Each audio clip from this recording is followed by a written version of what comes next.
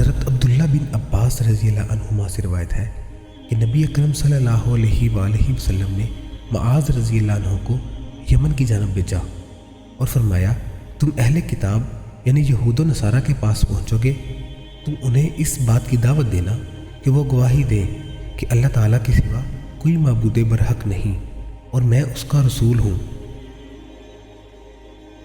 اگر وہ اسے مان لیں تو انہیں بتانا کہ اللہ تعالیٰ نے ان پر رات و دن میں 5 نمازیں فرض کی ہیں۔ اگر وہ اسے مان لیں تو بتانا کہ اللہ تعالیٰ نے ان کے مالوں میں ان پر زکوٰۃ فرض کی ہے جو ان کے مالداروں سے لی جائے گی اور انہی کے محتاجوں میں بانٹ دی جائے گی۔ اگر وہ اس کو مان لیں تو پھر ان کے عمدہ اور نفیس مال وصول کرنے سے بچے رہنا، بلکہ زکوٰۃ میں اوسط مال لینا اور مظلوم کی بد دعا سے بھی بچنا، اس لیے کہ اس کے اور اللہ تعالیٰ کے درمیان کوئی رکاوٹ نہیں ہے۔ سنن ابن ماجہ حدیث نمبر 1783۔